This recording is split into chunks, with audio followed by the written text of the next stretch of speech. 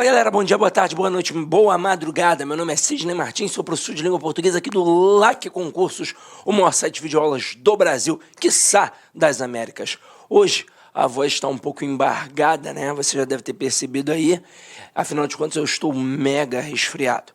Mas o problema é só essa tonalidade aqui que ficou estranha, mas com certeza não vai atrapalhar o nosso conteúdo. Então se liga só, nós hoje vamos estudar a regência. E quando a gente pensa em regência, a gente tem algo muito importante para a prova. Eu tenho aqui a regência verbal e a regência nominal. O que é isso? É um termo exigindo uma preposição. Regência verbal é o verbo pedindo uma preposição. Regência nominal é um nome pedindo uma preposição. Agora, por que isso daqui é muito importante para o concurso público? Principalmente a regência verbal. Porque no dia a dia a gente utiliza o português de um jeito, é o português informal, e na hora da prova é o português padrão. Então já vou de cara citar como exemplo o verbo namorar. No dia a dia a gente coloca a preposição com. Eu digo que o Pedro namora com a Bruna, que a Bruna namora com o Pedro.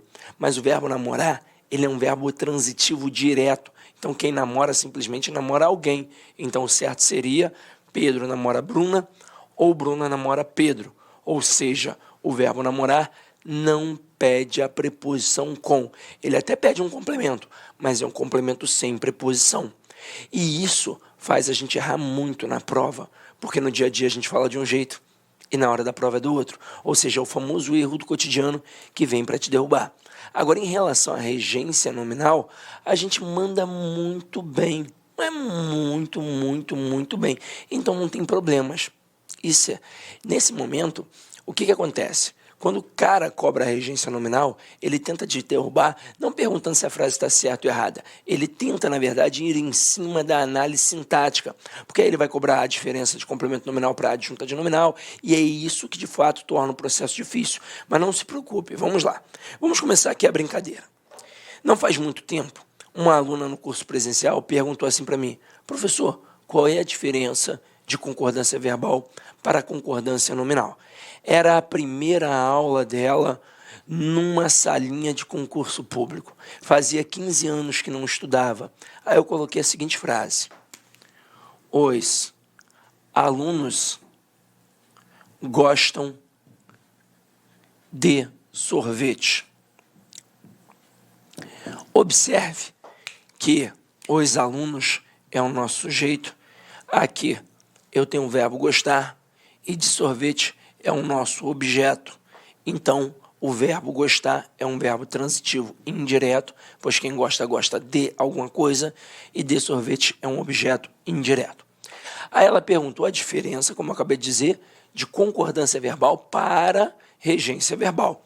Concordância verbal é a relação entre o verbo e o núcleo do sujeito.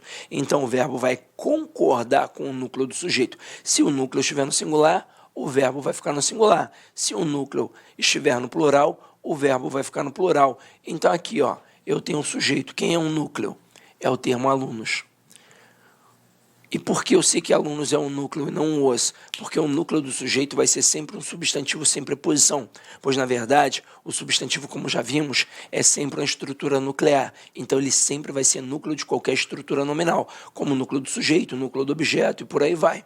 Agora, se o núcleo está no plural, o verbo fica no plural. Então, aqui eu jamais poderia dizer os alunos gostam de sorvete. Eu, neste momento, teria um erro de concordância verbal, pois o verbo não estaria concordando com o núcleo do seu sujeito. Agora, quando eu coloco gostam de sorvete, observem que essa preposição ela não apareceu do nada, ela apareceu porque foi exigida pelo verbo gostar. Então aqui, quem gosta, gosta de alguma coisa. Não teria como eu tirar e falar simplesmente os alunos gostam sorvete, pois na verdade os alunos gostam de sorvete. Então esta preposição foi exigida por este verbo. E isso aqui nós chamamos de regência verbal. Aí ela entendeu muito bem e a gente conseguiu caminhar. Então vamos lá, vamos caminhar agora através de um estudo dirigido. Acompanhe aqui comigo. Em concursos públicos, regência é o estudo de qual palavra, termo regente, pede qual preposição, termo regido. De acordo com a classe do termo, podemos ter regência verbal ou nominal, como falamos aqui com vocês. Aí vamos ver aqui os exemplos. Precisamos diariamente de atenção. Olha aqui, ó. Este de foi exigido pelo verbo precisar. Então, quem precisa, precisa de alguma coisa. Já que todos acreditavam em um futuro melhor. Neste contexto, quem acredita, acredita em alguma coisa. Então, aqui nos dois casos, eu tenho exemplos de regência verbal, quando o verbo pede uma preposição. E aí você tem que saber aquela listinha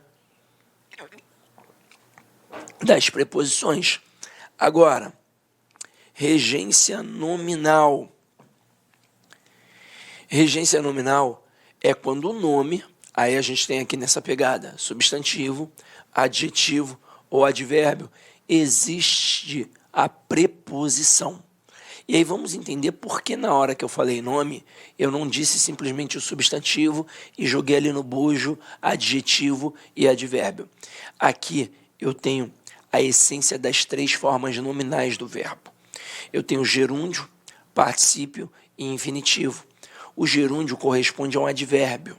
O particípio corresponde a um adjetivo. E o infinitivo corresponde a um substantivo. É por isso que eu jogo aqui, ó, essas três essências como se fossem nominativas. E agora, vamos dar uma olhada nos exemplos. Tenho medo de fantasmas.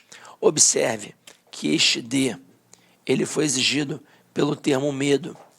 E aqui, ó, eu tenho um substantivo abstrato, pois é um sentimento, logo não é verbo. Então, é um nome pedindo uma preposição, pois quem tem medo de alguma coisa.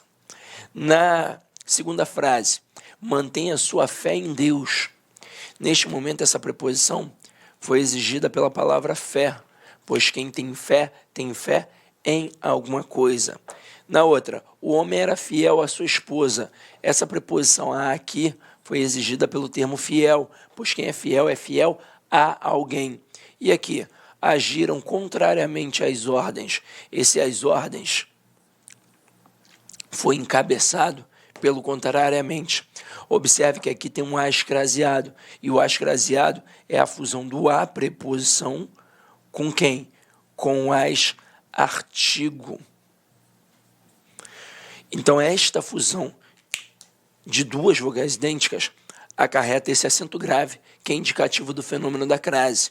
Detalhe, posteriormente, nós vamos estudar a crase em todas as suas peculiaridades, e você vai perceber que crase nada mais é do que um processo de regência, tanto verbal quanto nominal, só que ali nós vamos trabalhar com a exigência de uma preposição específica, no caso da preposição a. Agora, observem que foi exigido pelo advérbio contrariamente. Então, tudo isso aqui é regência nominal. Então, tem momento em que o verbo pede a preposição, tem momento em que o nome pede a preposição. Quando é o verbo pedindo, é regência verbal. Quando é o nome pedindo, regência nominal. Agora, eu disse que, por incrível que pareça, a gente usa a regência nominal mais acertadinha. Aí o avaliador é muito esperto. Ele cria questões de regência verbal e pede para você assinalar dentre as opções a certa ou a errada. Já quando ele trabalha a regência nominal, ele também faz isso, mas ele gosta muito de trabalhar a análise sintática. E aí, dentro dessa pegada, nós começamos a entender a diferença entre complemento nominal e adjunto adnominal. Só que antes de partir para isso daqui, eu vou ter que mostrar esse processo para vocês. Então, vamos lá. Eu tenho aquilo que eu chamo de complemento nominal e aquilo que eu chamo de adjunto adnominal. Essencialmente falando, qual é a diferença entre essas duas estruturas? O complemento, como diz o próprio termo, ele vem para completar o sentido do nome. Então, ali, ele obrigatoriamente vai exigir uma preposição. Isso faz eu afirmar que o complemento nominal sempre, ouça bem, o complemento nominal sempre tem preposição. É impossível existir um complemento nominal sem a preposição.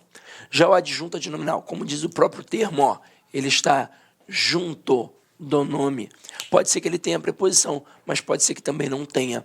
Agora, quando é que vai nos confundir? Quando exatamente aparecer a preposição. Só que aí, para isso, nós temos um quadrinho muito bom para resolver esse problema. Nós não temos 3 instâncias nominais, o adjetivo, o advérbio e o substantivo, só que aqui de cara eu tenho aquilo que eu chamo de substantivo concreto e aquilo que eu chamo de substantivo abstrato. Vou colocar aqui o substantivo abstrato 2 vezes, pois nós teremos 2 situações para avaliar. Mas antes de mais nada, a gente tem que definir muito bem a diferença de substantivo concreto para substantivo abstrato. Pensa aí comigo em casa. Se eu dissesse assim, ó, fada é substantivo concreto ou abstrato? Gnomo é substantivo concreto ou abstrato? Deus é substantivo concreto ou é abstrato?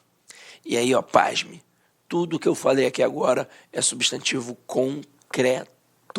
Como assim, Sidney? Substantivo concreto não é aquilo que eu posso pegar? Sim, é aquilo que eu posso pegar, mas também é aquilo que eu posso imaginar e criar, porque eu posso tornar palpável. Então, por exemplo, uma fada, eu não posso colocar no desenho? Posso. Então, substantivo concreto. Deus, por exemplo. Morgan Freeman foi Deus no cinema. Então, substantivo o quê? Concreto. Então, galera, substantivo concreto é aquilo que eu posso pegar, imaginar e criar, porque eu torno palpável. Substantivo abstrato, das duas, uma. Ou é um sentimento, ódio, amor, medo, paixão, ou é um substantivo com força de verbo. Como assim? Eu digo que a filmagem desta aula ficou perfeita. A palavra filmagem, ela não é verbo, mas faz você pensar em verbo, pois é o ato de filmar, portanto tem ação. Então, funciona como um substantivo abstrato. Agora, vamos entender como é que isso daqui funciona. A análise é morfossintática.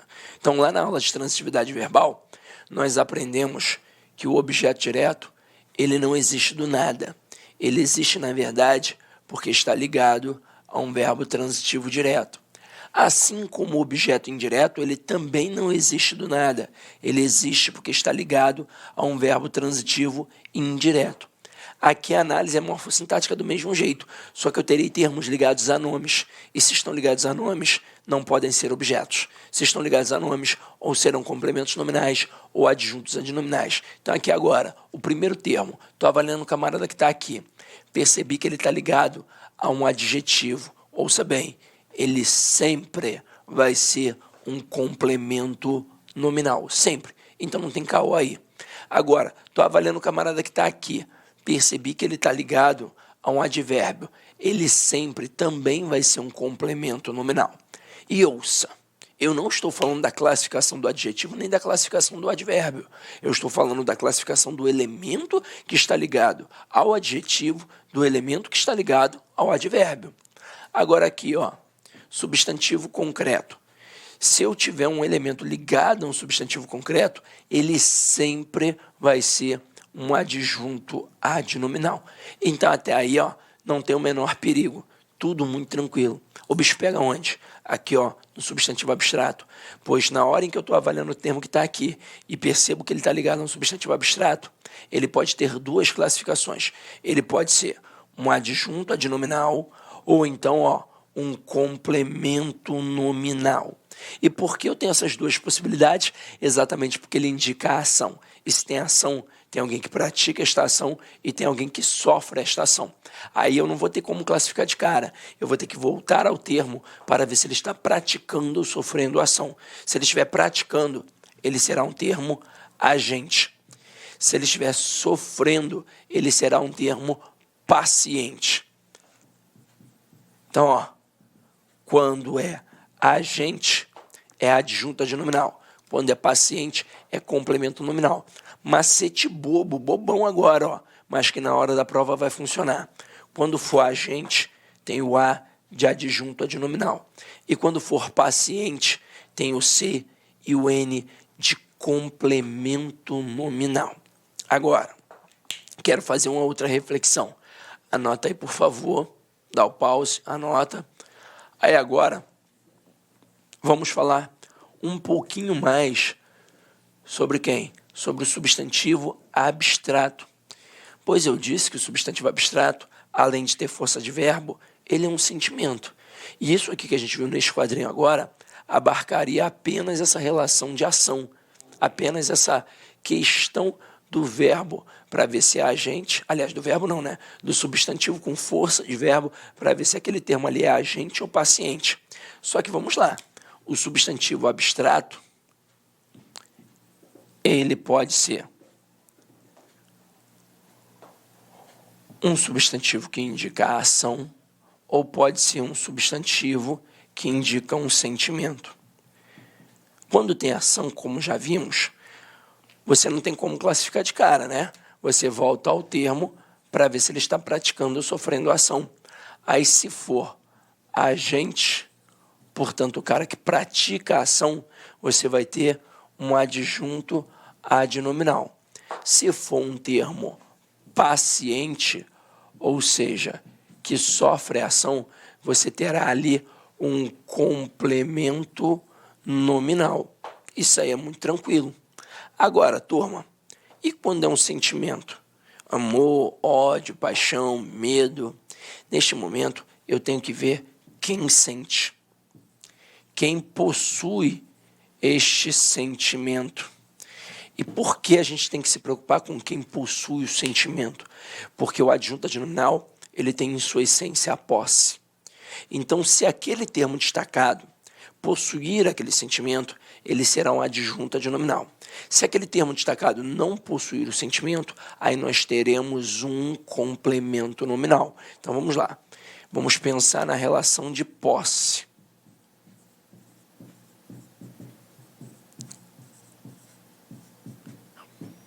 Se tem a posse, vai ser adjunto adnominal.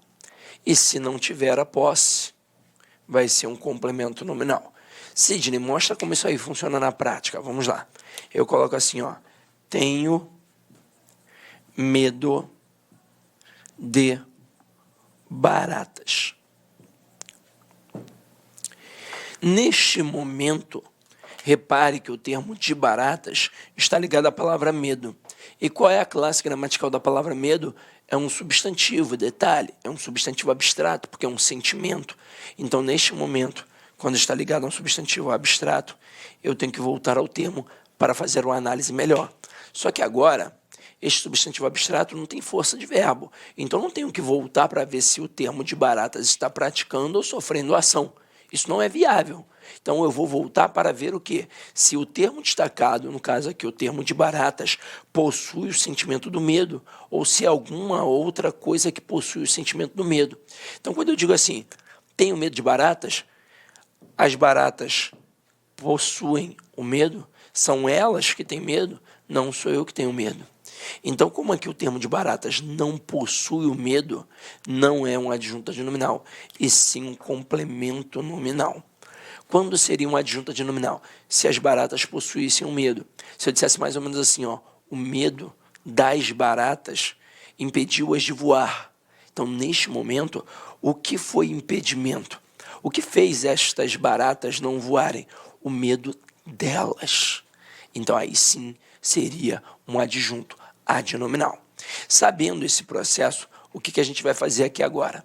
A gente vai analisar uma série de frases para aprofundar todo este conceito. Então, vamos lá, meus queridos.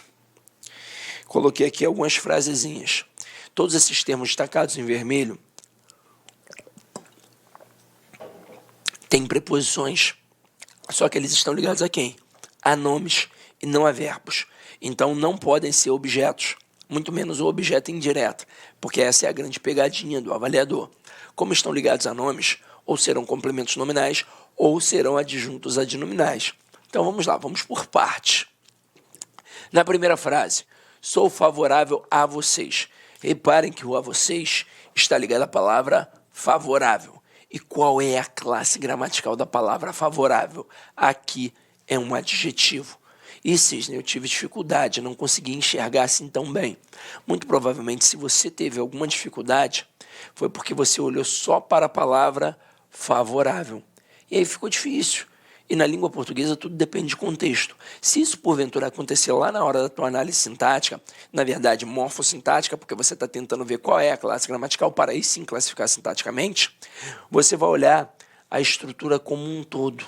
Então você vai ver que aqui tem um sou favorável. Sou é do verbo ser, que é um verbo de quê? De ligação. Então neste momento aqui, favorável vai ser um adjetivo. Aí, então, se o termo a vocês está ligado a um adjetivo, significa que o a vocês é um complemento nominal. E acho que agora, com a frase, fica bem claro. Eu não estou dizendo que o adjetivo é um complemento nominal, até porque o adjetivo você já sabe. Nós vimos isso na aula de classes gramaticais. Ele só pode ser ou um adjunto adnominal ou um predicativo. Então, não existiria a possibilidade de o adjetivo ser um complemento nominal. Só que aqui eu não estou avaliando a função sintática do adjetivo, até porque o adjetivo aqui é predicativo. Eu estou avaliando a função sintática da estrutura a vocês, que detalhe, é uma estrutura preposicionada. Por isso aqui é um complemento nominal. E veja como agora nós temos a regência nominal propriamente dita. Tenta tirar essa preposição. Seria possível dizer sou favorável a vocês? Não, pois neste contexto quem é favorável a alguém. Então essa preposição foi exigida pelo nome, por isso que ela veio para completar o sentido do nome, logo eu chamo de complemento nominal. Agora olha a próxima frase. Falou favoravelmente a vocês. O a vocês está ligado à palavra favoravelmente.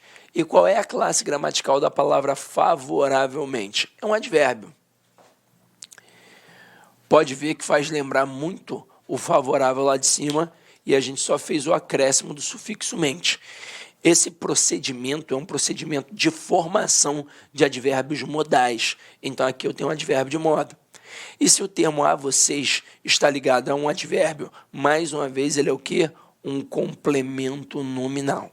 Então até aí, ó, tudo muito tranquilo. Está ligado a adjetivo ou a advérbio, é complemento nominal. Agora aqui, a casa do Sidney em Rocha Miranda. Detalhe, galera, eu nem moro mais em Rocha Miranda, mas eu acho Rocha Miranda o bairro mais glamouroso, chique, requintado do Rio de Janeiro. Então, se você não é do Rio de Janeiro e gostaria de conhecer os melhores locais, gente, você não vai encontrar no Leblon, em São Conrado, em Copacabana, em Ipanema. Não é lá que você vai encontrar. Você vai encontrar em Rocha Miranda. É o cachorro-quente do Chitão, é o bar 24 horas, que dá uma galera muito interessante, que fica ali na Praça 8 de Maio. Então, conheça a Rocha Miranda, tá? Agora vem aqui comigo, Sidney para de bobeira, né? Então, vamos lá, ó. A casa do Sidney em Rocha Miranda. Do Sidney está ligada com a palavra casa. E qual é a classe gramatical da palavra casa? É substantivo. E aqui não tem como confundir. Aqui eu tenho um substantivo concreto. E se está ligado a um substantivo concreto, só pode ser um adjunto adnominal. E olha a essência da posse no adjunto adnominal. Na escola, era muito engraçado, porque a professora fazia mais ou menos assim, ó, a casa de quem? Aí todo mundo gritava, do Sidney. Então, ó, tá vendo aí, ó, posse. Mas você não precisa ficar fazendo isso. Basta você utilizar o quadrinho e você vai perceber que neste momento você tem um adjunto adnominal. Agora aqui, a construção do prédio terminou. Do prédio está ligada à construção. E qual é a classe gramatical da palavra construção? É um substantivo. Só que agora eu tenho um substantivo abstrato. Poxa, Sidney, eu pensei que fosse um substantivo concreto. Não, não dá mole. Imagina que esta televisão aqui seja o prédio. Aí eu digo, a construção do prédio terminou. O prédio aqui acabou, ele explodiu, ele evaporou? Não. O que foi que de fato acabou? O ato de construir o prédio. Então, se aqui nesse contexto a palavra construção significa o ato de construir, é um substantivo abstrato, portanto, E se é um substantivo abstrato, não tem como eu classificar de cara. Eu tenho que voltar ao termo para ver se ele está praticando ou sofrendo ação. Se ele estiver praticando, ele será um termo agente, portanto um adjunto adnominal. Se ele estiver sofrendo, ele será um termo paciente, portanto um complemento nominal. Então pensa comigo, na hora que eu digo a construção do prédio terminou, o prédio ele praticou a ação de construir ou ele sofreu a ação de ser construída? Ele sofreu a ação.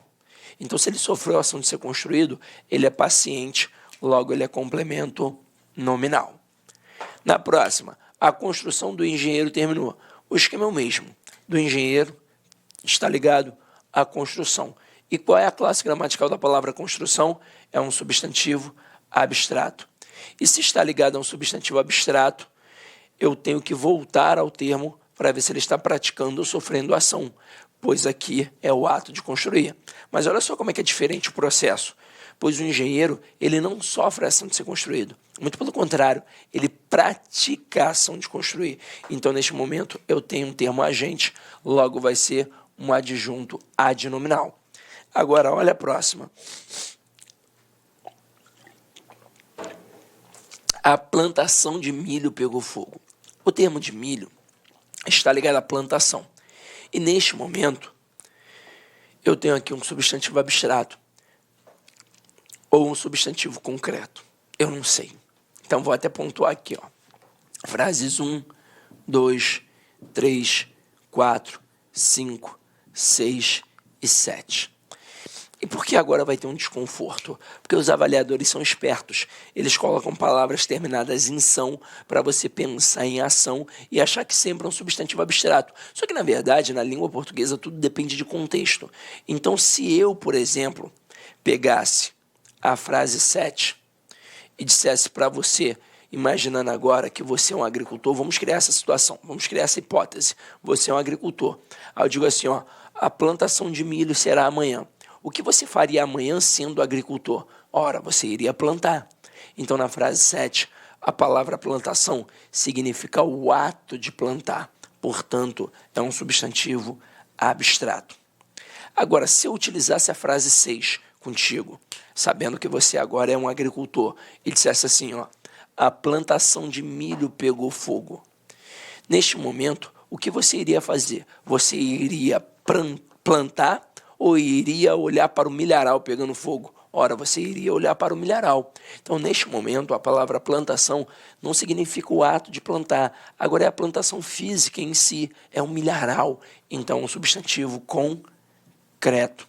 Aí, agora ficou fácil. Mas, Sidney, olha só. Esse esquema que você fez pode ser fácil para outro aluno. Para mim, não.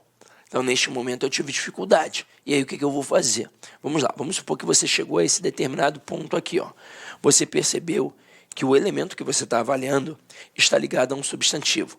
Você tem certeza absoluta que não é um adjetivo, muito menos um advérbio. Você sabe que é substantivo, só que você está na dúvida se aquele substantivo ali é concreto ou é abstrato. Então, o que você vai fazer? Você vai retirar o termo que está destacado e vai ficar só com o resto da frase e vai ver o comportamento daquele substantivo, para saber se ele é concreto ou é abstrato. Então, aqui na frase 6, a plantação de milho pegou fogo. Tira o de milho. Vai ficar apenas o quê? A plantação pegou fogo. E se está pegando fogo, só pode ser concreto. Na frase 7, a plantação de milho será amanhã.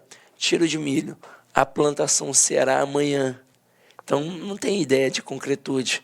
Ainda vai acontecer, por sinal, então é um substantivo abstrato. Mas não é porque é futuro, não. Poderia ter sido passado. Eu poderia ter dito, a plantação de milho aconteceu na semana passada. É a ideia de abstração que existe aqui. No caso, demonstrando uma ação. E agora a gente consegue classificar. Na frase 6, a plantação de milho pegou fogo, o termo de milho está ligado à plantação, que nesse contexto é um substantivo concreto. E se está ligado a um substantivo concreto, só pode ser o quê? Um adjunto adnominal. Agora, na próxima, a plantação de milho será amanhã. De milho está ligado à plantação. E neste momento, plantação é o ato de plantar. portanto é um substantivo abstrato. Eu vou ter como classificar de cara? Não. Eu vou ter que voltar ao termo para ver se ele está praticando ou sofrendo a ação. Se ele estiver praticando, ele vai ser um termo agente. Se ele estiver sofrendo, ele vai ser um termo paciente. E aí pensa comigo, o milho ele pratica a ação de plantar ou ele sofre a ação de ser plantado? Ele sofre. Logo, ele é paciente, então é complemento nominal. E eu gostaria que vocês reparassem mais um pouquinho na frase 6. Pois quando eu digo a plantação de milho pegou fogo, óbvio que esse de milho aqui é um adjunto adnominal. E esse adjunto adnominal tem função caracterizadora. É para mostrar que a plantação é de milho, e não de algodão, e não de abacate, e não de feijão, e por aí vai. Então, com isso, a gente massificou um pouquinho. Só que agora eu vou fazer um upgrade na parada. Olha essa musiquinha aqui, ó. Essa é a musiquinha do complemento nominal versus o adjunto adnominal. Por que eu a trago? Para que a aula fique muito engraçada? Não. Eu trago essa musiquinha porque ela é muito completa. Ela é mais completa, inclusive, que o quadrinho. Ela nada mais é do que o quadrinho, só que ela vai um pouquinho além. E cá entre nós, pensando numa jornada de concurso público e ali na competição, quando você, na hora da prova, utiliza o quadrinho, você acerta a questão. Agora, quando você usa a musiquinha, além de você acertar a questão, você faz o teu concorrente que está do lado errar. Porque na hora que você começar a cantar, ele vai falar, que porra é essa? E aí ele já perdeu o foco de atenção e aí ele vai perder a questão, tá? Agora, parando de brincadeira, olha o que a gente tem aqui. Essa musiquinha é no ritmo da música do Padre Marcelo Rossi. Não é nenhuma heresia não, tá? Pelo amor de Deus. É porque eu fui coroinha durante 6 anos. Então, para fazer uma homenagem, ficou aí no ritmo da música do Padre Marcelo. Aquela dos animaizinhos, lembra? Levanta a mão, desce a mão, o pé, coisa e tal. É mais ou menos assim. E essa é bacana porque ela tem uma coreografia. Ela é ideal para você auxiliar seu filho se ele, por exemplo, está com algum problema na escola. Porque cá entre nós, criança só presta atenção se tiver alguma coisa lúdica. Então, olha só. O ritmo é assim, ó. É um para lá e um para cá, tá? Então é assim, ó. Do advérbio ou adjetivo, eu respondo na moral. O complemento é nominal. Louvemos ao Senhor. Braço direito. Se for concreto, o substantivo, eu respondo sem pensar. Quem acompanha é o A. Louvemos ao Senhor. Braço direito, braço esquerdo. Se o substantivo for abstrato e pelo D estiver ligado. Aí tem dúvida, fiquei bolado. Louvemos ao Senhor. Braço direito, braço esquerdo, perna direita.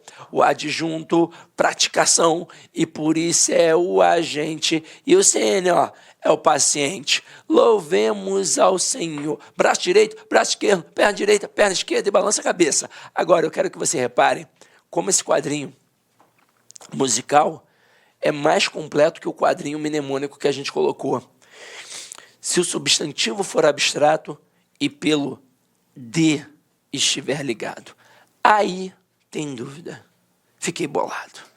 Então, isso significa que na hora que você tem uma estrutura preposicionada ligada a um substantivo abstrato, você só fica de fato na dúvida se ali você tem um adjunto adnominal ou um complemento nominal, se aquele termo preposicionado foi encabeçado pela preposição de.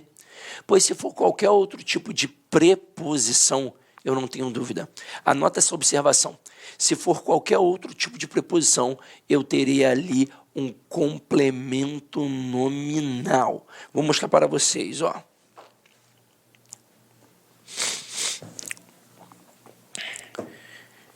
Coloca assim, ó. O estudo sobre literatura é demasiadamente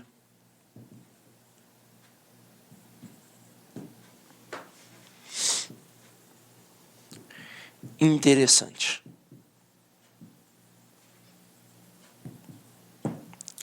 Repare que o termo sobre literatura está preposicionado.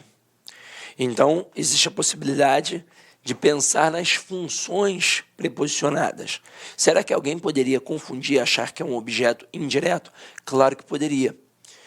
Tendo em vista, inclusive, que o substantivo aqui tem uma força de verbo. Então, o cara poderia confundir.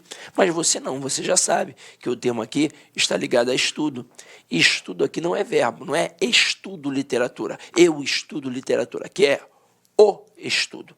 Pode ver que tem um artigozinho relacionado à palavra estudo. E o que o artigo faz? Acompanha substantivo.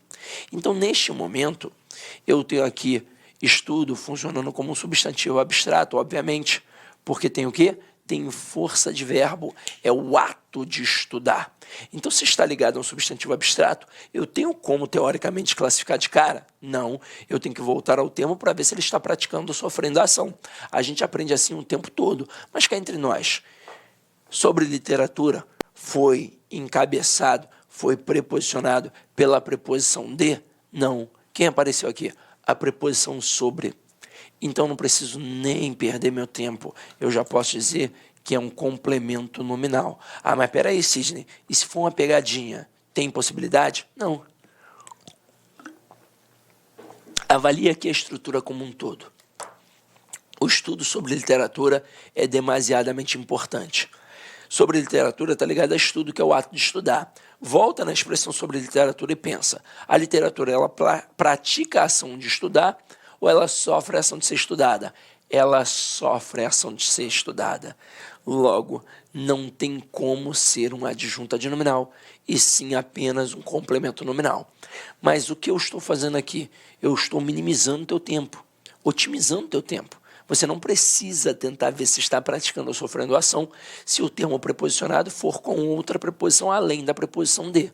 Agora, se tivesse aqui uma preposição de, eu teria que olhar com calma de fato para ver se está praticando ou sofrendo ação. E aí agora eu vou te dar uma outra informação importante. Está vendo esse artigo? O artigo, em qualquer local da frase, ele vem para quê? Ele vem para acompanhar o substantivo. E se ele está acompanhando o nome, qual será sempre a sua função sintática? Adjunto adnominal. Então, o adjunto adnominal, ele sempre, quer dizer, o artigo, ele sempre será um adjunto adnominal. Aí não tem caô, tranquilo? Então, vamos lá, ó.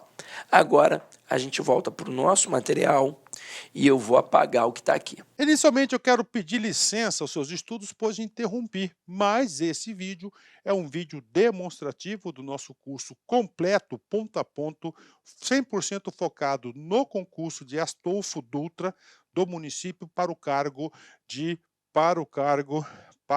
especificamente de guarda municipal.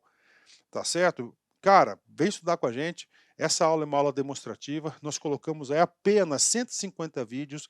Nós temos muito mais vídeos, eu tenho certeza, mas certeza absoluta, se você cumprir a nossa metodologia, o nosso personal coach, aqui na Lá Concurso você vai ter uma metodologia chamada Personal Coach. Personal significa pessoal e coach significa treinador. É o estudo em regime de metas. Isso é só aqui na Lá Concursos e eu tenho certeza que você ficará super satisfeito. E para você aí do município, promoção, investimento apenas R$ 100. R$ 100, é isso mesmo. O que você faz com R$ 100? Professor, parcela em 10 vezes sem juros ainda, esses R$ 100. Então vem estudar conosco aqui da LAC Concursos. Forte abraço, espero vocês. Tchau, tchau. Clique like.